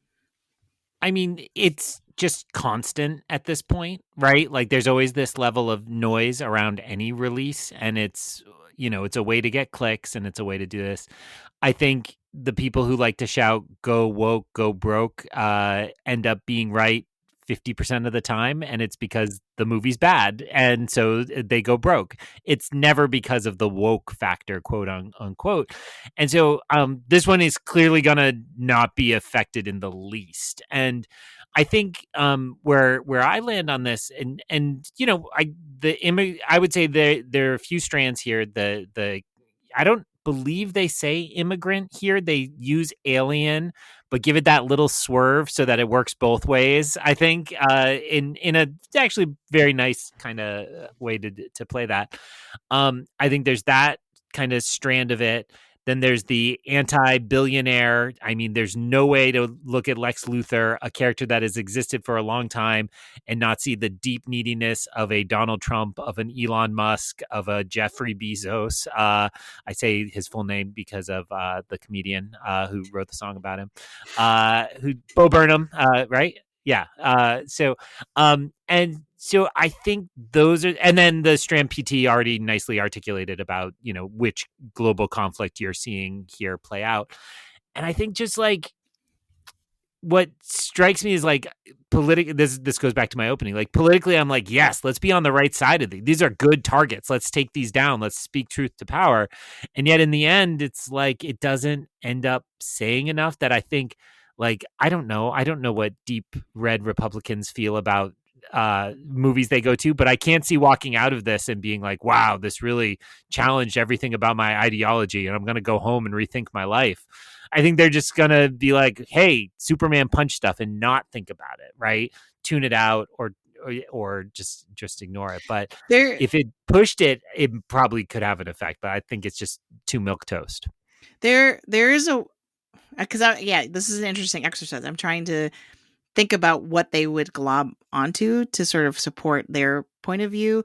And I think if you disregard a lot of what's in this movie, but fixate on Superman's assertion into a global conflict, there's something very like American imperialism about that, right? Of like, well, we're the world's police, which is, a very, like, part of me too was like, there's some ways in which there's always going to be a conflict that you could map onto this movie, because the comment about like Luthor's investments doubling because of the oil that's in Jarnapur, like, and how he's in it for profit, right? And that's influencing the politics of it, right?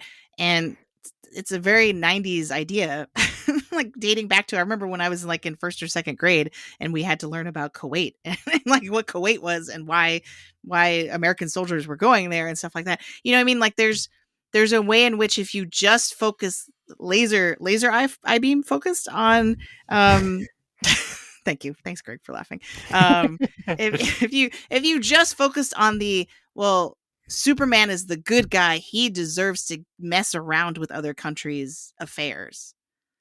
That is like, and you ignored again, and you ignore a lot of the other rest of the movie. There's a way in which that you could find a foothold to sort of argue that Superman represents, not what we're talking about. But well, and that's what I think a lot of the anti-woke crowd have done. I mean, I've already seen memes produced online of our president as the Superman on this poster, because that's what they see when they look at the kind of strongman stereotypes that the president sees in himself. And it's so bizarre and weird that like it just rings totally hollow for me. But I think that is right, that they'll say, yes, that's the kind of person I believe I am. I stand up for truth and justice. It just gets messier when, I really liked Lex Luthor's envy speech, which I quoted in the opening. And it made me think about when Elon Musk bought Twitter. The best characterization I ever heard of that was from Chris Hayes, although he might have gotten it somewhere else. He's very online. But it was that Elon Musk bought Twitter so he could be the main character of the internet.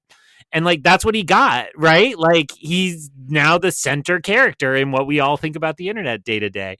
And I do think that like deep, hollow, like egocentrism that like I just want to be liked is so rich in this cultural moment that really speaks really well.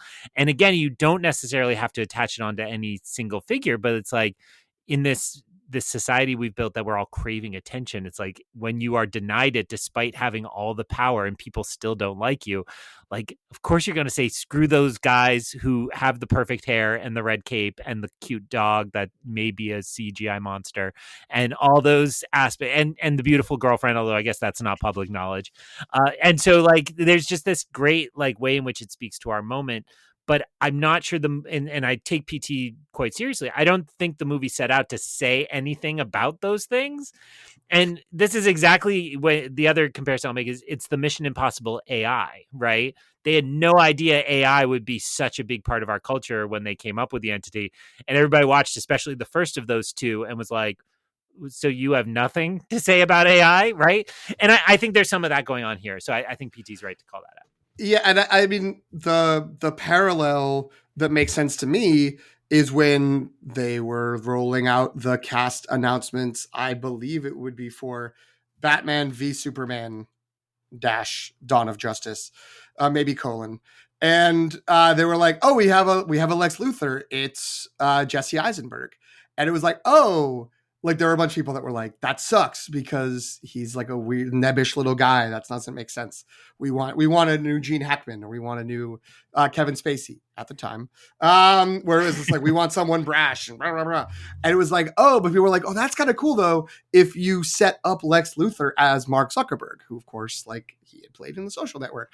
That's cool. What are you going to say about the new like tech billionaires and the new people who are like that kind of world? What do you have to say about that movie? And the movie was like, what? And so there's just not like too much there.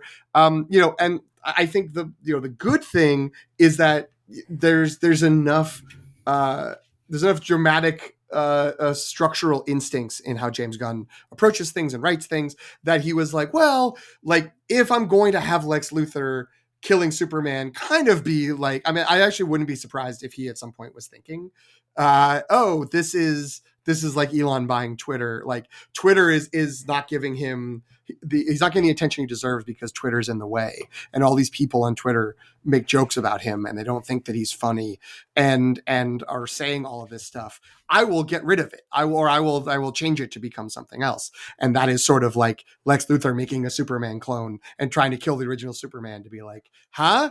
He's called X now. And that's, and that's it. And that like, but I don't think there was more than like maybe that as a gag for himself. And I think it's fair to read into the movie that there's more, but I don't know if it was intended to be more. And so I'm kind of trying to skim through this original London Times article / interview with James Gunn, which is where the quote originally came from, where he was talking about, well, like Superman's always been an immigrant and he's always been political. So like, there's going to be people who don't like this. And again, it like, I'm not really like, it doesn't feel like that's was in his heart and in his mind when he was making the movie. He's sort of just being honest because that's true. Like any movie now is going to have this. Greg said, any movie's going to have this. If you're really, really lucky as a movie, what you're going to get is when people say, oh, this is too woke. And then it's really successful. They say, actually, it wasn't woke. It was anti-woke. And that's why it was successful. I know the Super Mario Brothers movie got that because they were mad that Peach wore pants at one point. And they were like, they've taken away Peach's femininity because they don't believe in women. And this is woke. And then it made $1 trillion, and they were like, actually, this was a great movie because it didn't fall into woke stereotypes. So, whatever. I think that you have to think about this when you're advertising it. I don't think he necessarily meant it intentionally, but like, I did go into this movie and I know, like, I think Greg felt similarly and clearly Antonio did as well, where it's sort of like, oh, is this going to address something about the immigrant experience? And it was like, no, it's Superman. It's just going to be a Superman movie. And there's going to be stuff about him being an alien and being from somewhere else. And the fact that like in the last few months, we've had masked militarized people like as a secret police swarming the country and scooping people up and disappearing them. And that also happens to Superman in this movie is not like a commentary on what's happening in the real world. In America right now, it's a commentary on what has happened in the past perpetually to marginalized groups. And it just happens to also be really happening here right now. And so, yeah, it's weird because like there is a sense of like, it's a marketing move to be like, I'm making these bold statements. And it's like, but you're not, James. Like, you're not actually doing that. But also, like, good. Like, point out that these things are bad. Point out that, like, the heroes don't do this, the villains do this. And that's super simplified. And I think to come all the way back around maybe to like the before of the rhetorical situation is that, like, I don't think this morality is outdated, or I don't think it's too simple. I think that we've let ourselves make things too complicated, and we've clouded our own judgment. And sometimes a sort of reset of just like, but what's right and what's wrong? And like, in your heart, ask yourself, what is actually a good thing to happen in the world? And what's a good thing for you to choose to do when you're doing anything that's going to impact other people is good. And that's a good thing to have. And it's interesting when it's complicated. The Superman comics, or the comics with Superman in them, I have liked the most are where they really turn things upside down. The Dark Knight Returns, when he's just a tool for Ronald Reagan and is like basically a nuclear weapon, and he goes out and like does these terrible imperialist things. Or Red Sun, where instead of landing in Kansas, he lands in the middle of the Soviet Union, and he's for truth, equality in the Soviet way. And like all the other stuff in the DC universe still happens, but it happens in the Soviet Union, which is great. Batman has one of those Russian hats, but with ears coming out of it. Strongly recommend you both read it and awesome. Or watch the animated version. But it's like I think it's not a bad thing to have this sort of hard reset, even though I do think like they are maybe setting themselves up for disappointments from people like us, maybe especially people like Antonio, if they put themselves out there. James Gunn and the people in the movie putting themselves out there as, we made a movie that's a strong statement, because it just isn't. It's like, it's just a statement that like Superman exists and always has, and he's always been kind of just like Moses with X-ray vision. Like, that's, two Jewish guys were like, what if we told a Jewish story but made it about America? Would you let us in now? And now that's like still carrying forward and resonating, because we're not good at letting people into society. So my one, it's not even a counterpoint, that I would say for me when I was watching this, I found the Metamorpho,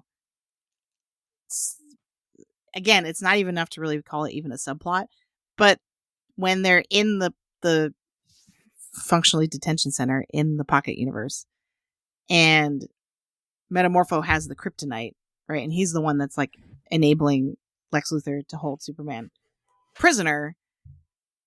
The fact that he is like, he's one person that kind of turns the tide, because he decides to kind of, he goes from being like too scared to help to then actually helping.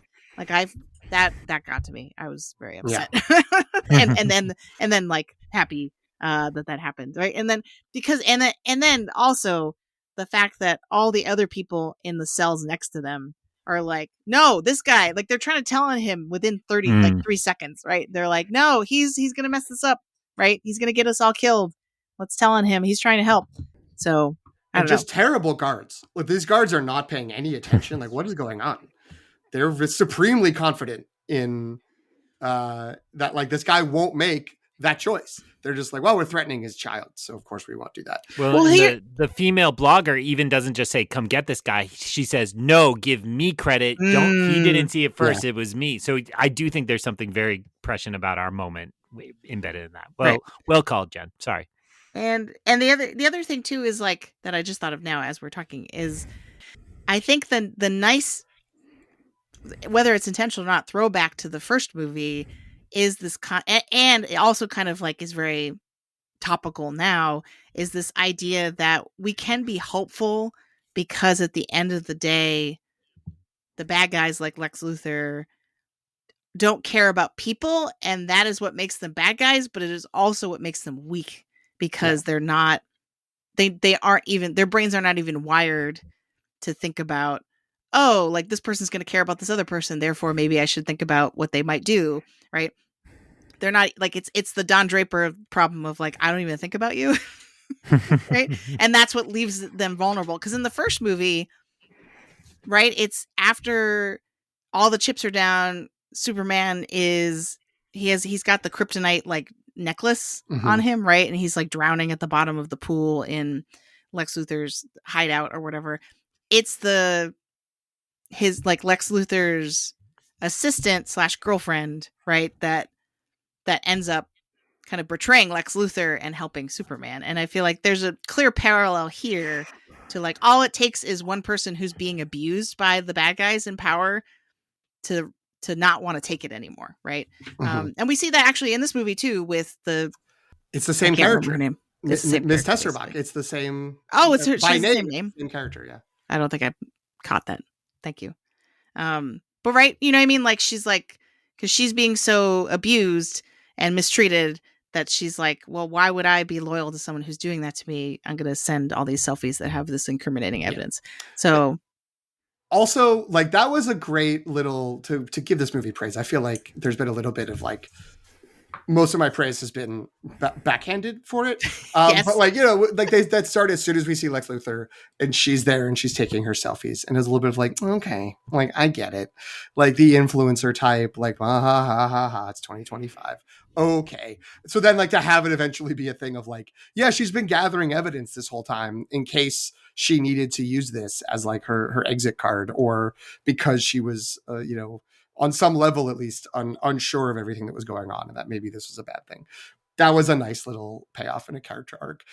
I also thought it was very mean, but also funny that Jimmy Olsen was just like, oh, this girl, she's got weird toes. I can't possibly spend any time with her. It's like a clearly attractive woman, but he's just like weird toes. Just really weird mutant toes. Like you don't understand. And he's like, you know, kind of manipulating her, lying to her, like, you know, being like, oh, I gotta go do this thing. You know, I thought that was funny. That definitely felt like something where I get it if someone is just like, this is kind of gross. Like he's being. I really like that this. Granted, it in the case you're talking about, it's unethical. But like, I really like the fact that this movie featured a lot of investigative journalism. Yeah. Or like the journalists mattered, right? Yeah. That was nice. Yeah, the fact they were always active, right, and doing their job. I mean, I agree with PT that that's the real fantasy here of that a major city has a newspaper still capable of that. But it was great, and yeah, I really liked the like selfie gag that she was savvy and outsmarted Lex Luthor.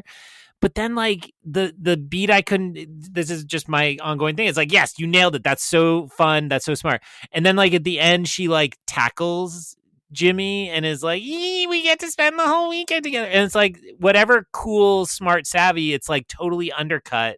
And I feel like she was a punchline. And that blogger I mentioned also kind of acts as a punchline a few times. And so there's just this like little edge of misogyny there, which, you know, James Gunn, I might be like a little careful because you kind of have some bad tweets out in the world that maybe you don't want, you know, Speaking to be of, reminded people of. Well, speaking of bad tweets. Speaking of, and so I'm stealing this whole cloth from the big picture, but I wanted your take on this. So one of the things when I was watching that I like was a little confused by, it was like when the video comes out, Bradley Cooper shout out, I mean, great cameo, maestro himself, or was he the maestro? As a counterpoint, Jasmine was like, worst part of the movie. Bradley Cooper doesn't look like he would be an alien or that he would be anybody besides Bradley Cooper. He's just Bradley Cooper standing there and immediately took her out of the movie. They really they needed to lean into it, and he's holding a cheesesteak, you know, like. I wanted him to be little, like in Dungeons and Dragons. But also bad beat for Jarrell in this movie. Suddenly he's a like real like power hungry, like wipe them out, control them. Yeah. Anyway, sorry, Greg, I'm interrupting. Yeah. So when the movie comes out, there's like this instantly like within minutes, the entire world turns against him. And then at the end of the movie, the entire world turns back on his side. And I was like, that's really dumb. And then I was like, the big picture talked about this on this, that it really is just about exactly what happened to James Gunn. And so for people who don't remember, James Gunn was hard at work on Guardians of the Galaxy 3. He had said a lot of anti-President Trump things at the time. And so people dug into his old tweets, found some very off-color jokes, you know, things that, especially out of context, just look vile, even though, you know, they were of their period in some certain way. So a little misogynistic, a little child abusey. There's a lot to be offended by in his old tweets. These come out, Disney panics and fires him, just cold fires him off Guardians. And then eventually the Guardians cast rallies around him and essentially, I guess, wants to quit unless they bring James Gunn back. They bring him back. Now, my position on this is that this was the right move, right? Like, these were offensive jokes, but they weren't like so like, there's a lot of evil in the world. A bad joke in bad taste is not something we need to punish by firing and blacklisting. So I think that controversy was good. What's very funny to me is that this is the plot Superman gets given in this movie. And so I wanted to throw it to you two. Is this like the most vain thing a director has ever done? Like, oh, you know what? I think Superman should have to go through my problems. Or is this not even do you think it's intentional? Do you think it's always by like, do you read any of this into the plot about Superman getting canceled and uncanceled? I didn't see it in the moment, but I also listened to that episode of The Big Picture. I was like, oh yeah, that is sort of there of like, you know who's Superman? I'm Superman. I'm the one who went through this. I've gone through my trials. But to me, it was so like it made so much sense for the Elon stand-in character, and I guess I thought of him mostly as Elon. Of all the billionaires that we have to hate, I thought of him mostly as Elon. That he had, like a literal army of monkeys that were out on social media, like crafting narratives, and they're just all the bots. In retrospect, again, that was partially me bringing stuff to the table and maybe giving the movie more credit, because I don't know if they ever say, oh, and they're manipulating they're clouding the story around the invasion. They're advocating for Joe Livia to invade wherever Stan, and it's right in front of me because Jen put it there, but I still made up names instead. But whatever that, like, to me, like, because that's what I was like, oh yeah, they're saying bad things about Superman, but it's at that point in the movie, it's to the end of getting this geopolitical conflict in a certain direction, which is something that absolutely happens. There's bot farms, there's people who are out there.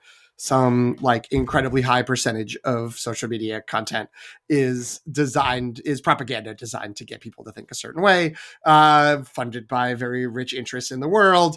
I sound like a crazy person for saying all of this, but it has like been found to be true. And so I was like, oh, that's really cool. And then only when I listened to the podcast later was I like, I guess maybe it was just about making Superman look dumb. And like, that is the only thing those monkeys were doing. And that does make it a lot more like the James Gunn thing. And maybe this was all just calling those like 3 right-wing idiots who found him out. Not that like there's not like fair things to say to critique his jokes and all of that. Sure. But like, it was very bad faith, the people who pulled it up and acted outraged about it. All the same people who are worried about going woke get like very like pearl clutchy about like, ooh, something bad was said once. We got to cancel them. So anyway, I think that there's something there. I would like to believe that it's hinting at something bigger, but yeah, maybe he just thought it would be funny if Superman had to deal with the same issue that he did, or he thought it was so actually traumatic that it was worth giving to a metahuman. I'd like to think that it's more, I mean, it looks bad. I'm going to agree with that part. Like it's hard to unsee it once someone points it out. But I'd like to think that it's probably more born from the schematic of how do we tell a compelling story about Superman in 2025, and the idea that there's lots of things that now we have to deal with that Christopher Reeves' Superman did not have to deal with, right, in 1978. And so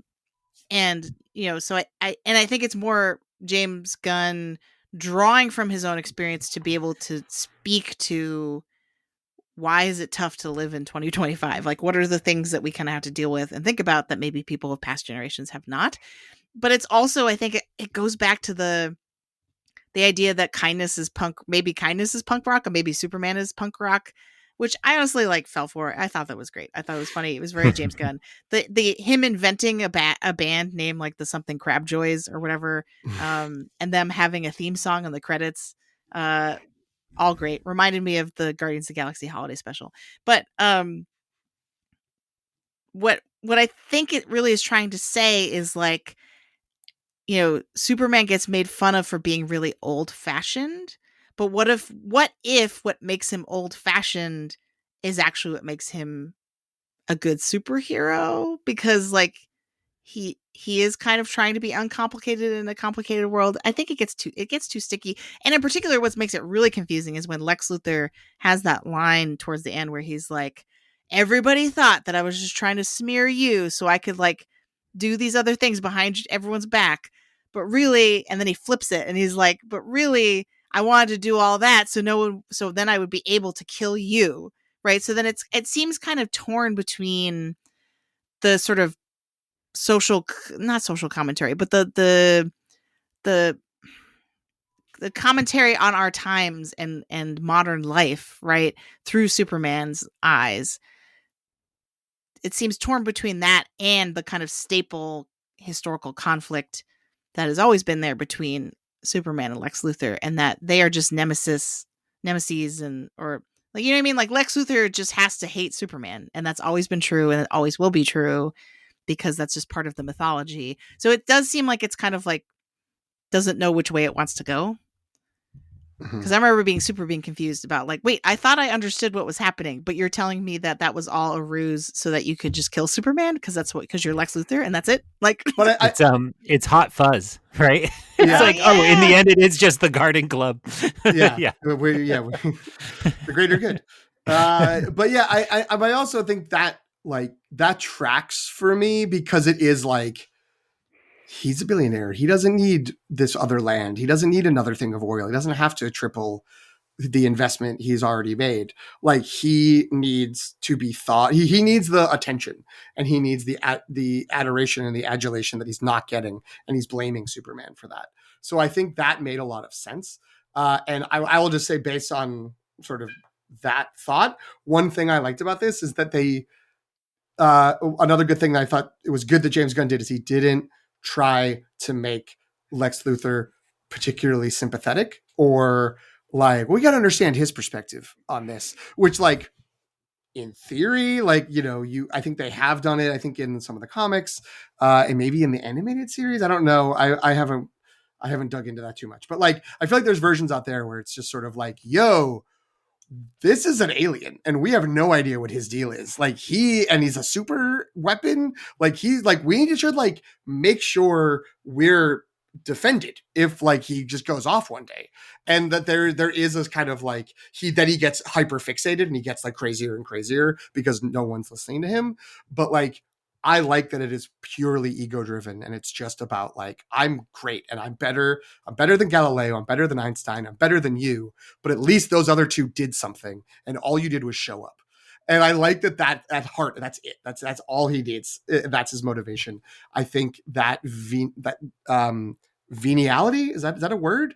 But there's just that venial level of like, just hole in a heart that someone who has so much is just keeps having to try to fill because something's missing in them. Like that's the most true thing that's maybe in this movie. And it's just sort of like, yep, great. I'm glad that they didn't make it extra complicated. And it's not like, I'm trying to think. I mean, I liked Kurt Russell and his character in Guardians 2, but like otherwise there's not a lot of like, what a great villain in the James Gunn like superhero movies. It's more about the team. I guess it depends whether you think Michael Rooker is initially a villain in those movies. But anyway, he handled the villainy of Lex Luthor really well. And I think again, all very simple of like, he has a hole inside and he's trying to fill it. Superman is just trying really hard to do the right thing in his basic morality. And it's not really that complicated, but I think as viewers, we're making it a lot more complicated because we're messed up. Is this, I think I know the answer based on what we've been talking about, but does this have any chance of any Oscars? So we're circling the wagons for Oscars watch. Oh. Bam. Bam. That's Wow. how much chance it has. Yeah.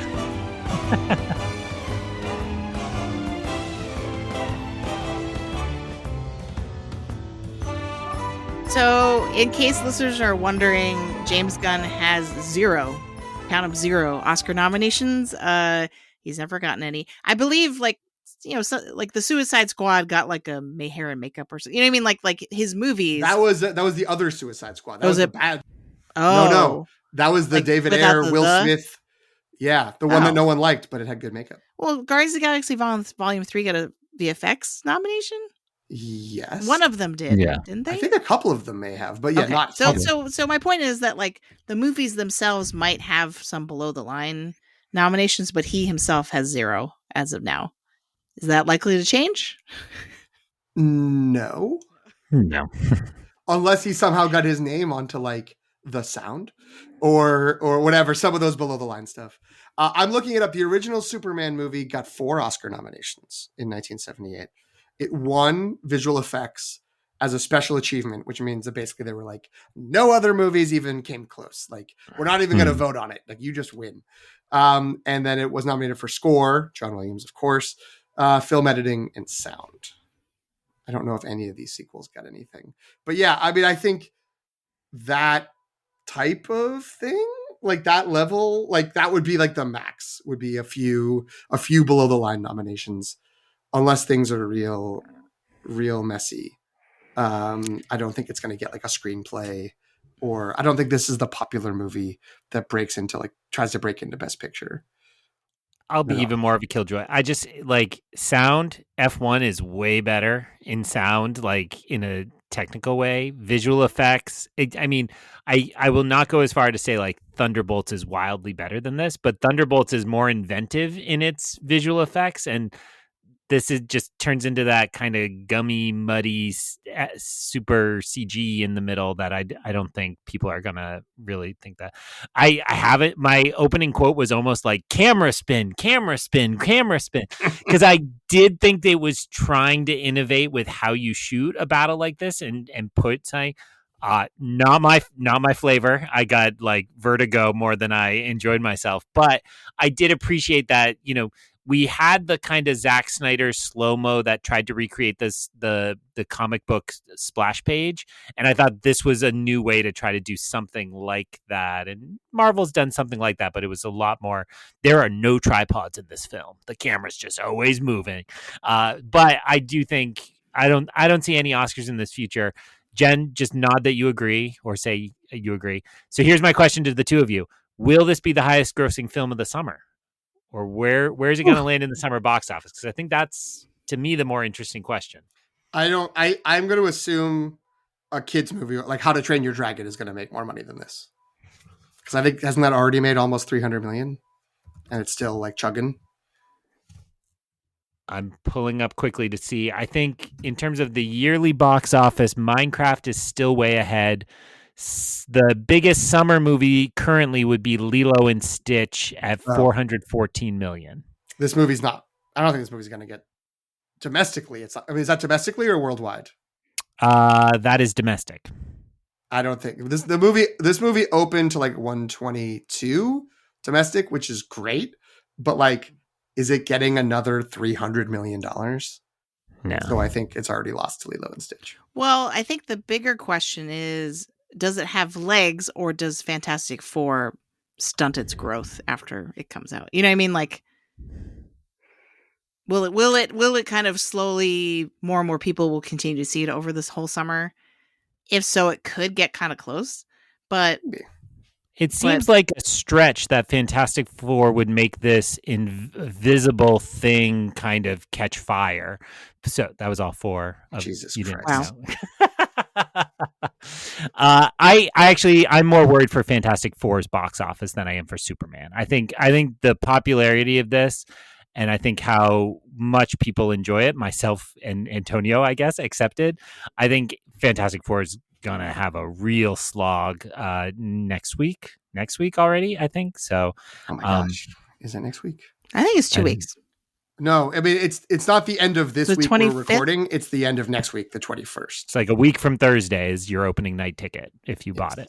Right. So, just I know we moved to the current state of the box office, but I do just want to close the loop that the only other Superman movie to get an Oscar nomination is Superman Returns, the movie directed by shall not be named and starring also shall not be named. That it's Bryan Singer and Kevin Spacey, and it got a visual effects nomination. Of course, not directly a Superman movie, but the Justice League movie.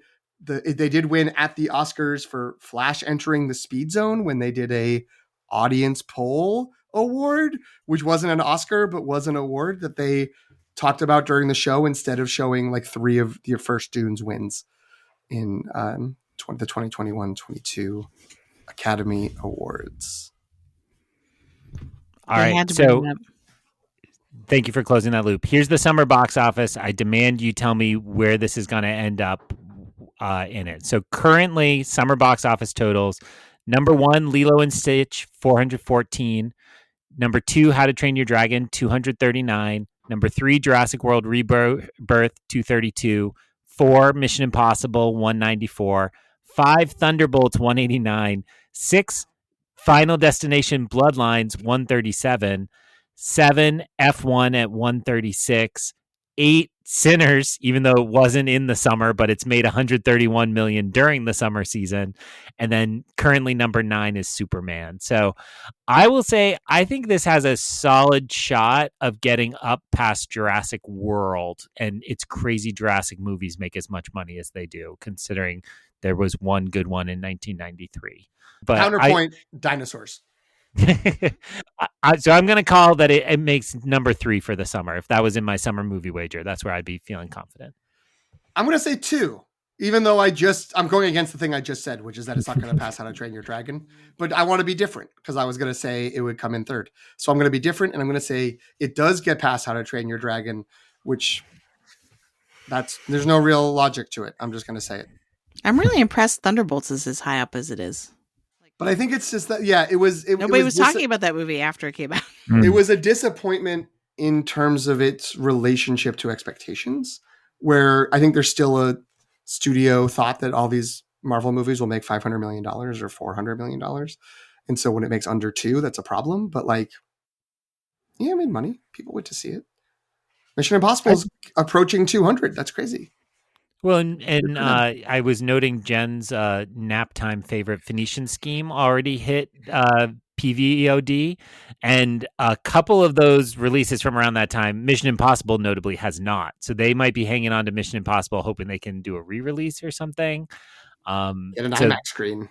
Yeah, I think they're still thinking they can run the Top Gun playbook, which I don't think anybody else thinks they can run, but they're holding out hope that they can. Just every day there's a new Sea Org member who's sent to Tom Cruise to be like, do you think that we could do? They just get thrown out a window. Be like, no, not yet. And shout out to Final Destination Bloodlines. Who knew that had done so well? So probably only ahead of Superman for tomorrow, but that's okay. It's there now. All right. Any closing thoughts? Anything we didn't talk about that you want to mention? I feel like we're Greg and I are not that far away, but I'm on. It's good. I think Greg is on the kind of it's not that good. But we're both sort of I right think he's by less that. than that. I think he's it's bad. I mean, my letterbox is a 3-star. Again, whenever we talk, I like to remind listeners that I watch so many really, really bad movies that I'm not going to go out here and say this is not worth seeing or this is garbage. I've seen much worse in theaters this summer, and I didn't even get to Megan 2.0. It feels like my critique is I think I got out expectationed on Superman. Everybody said it was the best thing ever, and I'm like, it's fine. Whereas the opposite happened to me with Jurassic, which is everybody said this is complete garbage. I'm like, this is fine. And I think they're both 3-star movies to me. It's just which direction the expectations landed on that affected my views. We didn't get a chance to talk about, but I do like the stinger that has Millie Alcock as Supergirl. Yeah. I like that she's a hot mess and encouraging Krypto's bad behavior. I just thought that was funny. I love Superman and the Alan Tudyk robot being just well, this is why the dog doesn't, needs an owner who's paying a little bit more attention.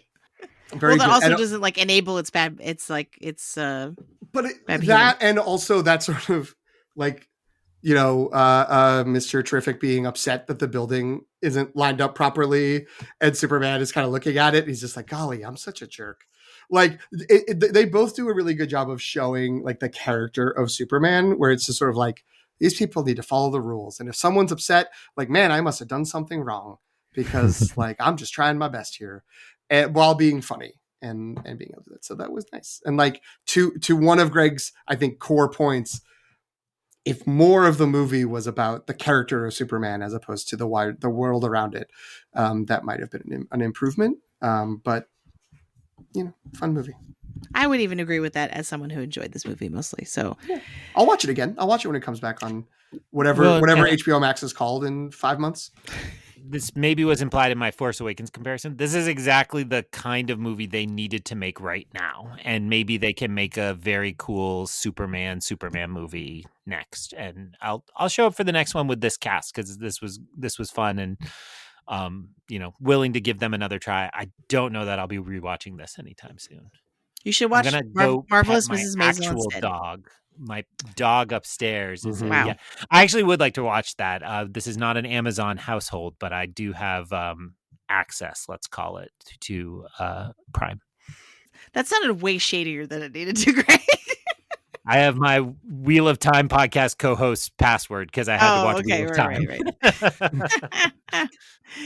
All right, Greg, speaking of other podcasts, tell our fine listeners where else they can find you, what you're up to, anything else you want to plug. Nothing. I took 2 weeks off from this microphone, and so I have nothing to plug except I was recently reading an exceptional blog entry on the longtake.substack.com, which I probably said wrong yet again. No, you're good.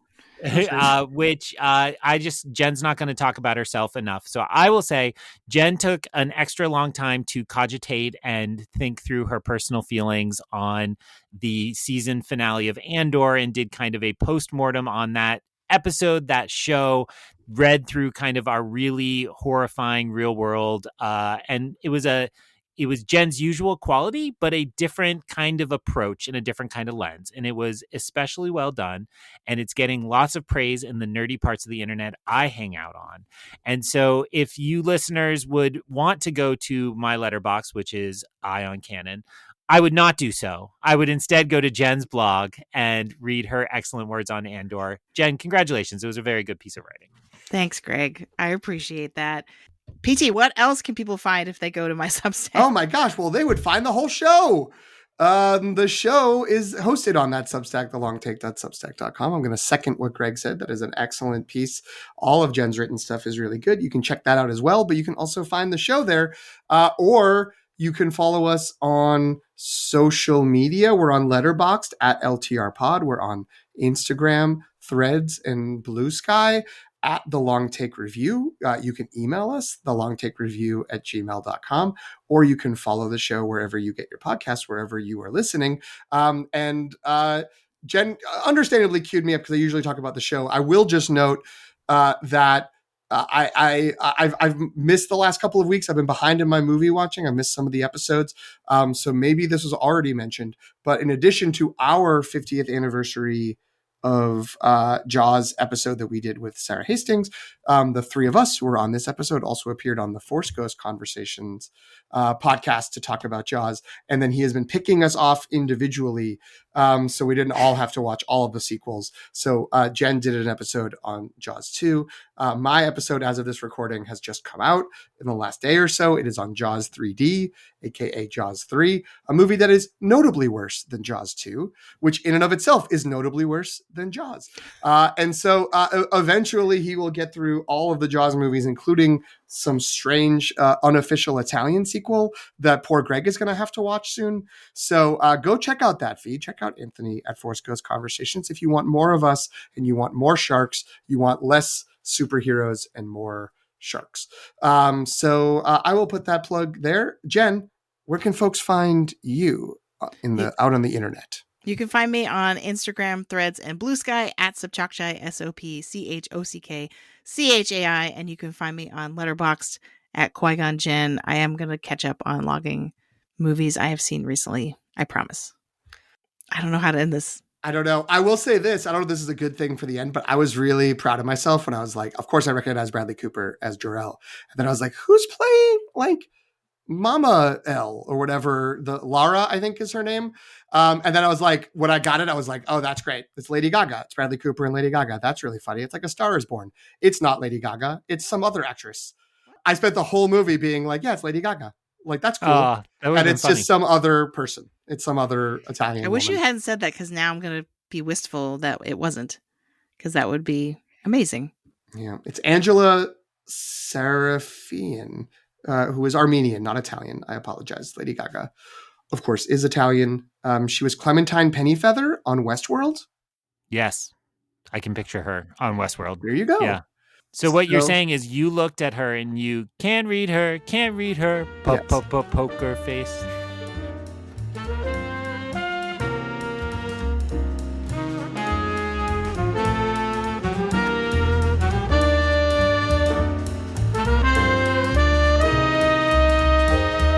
Thanks for listening.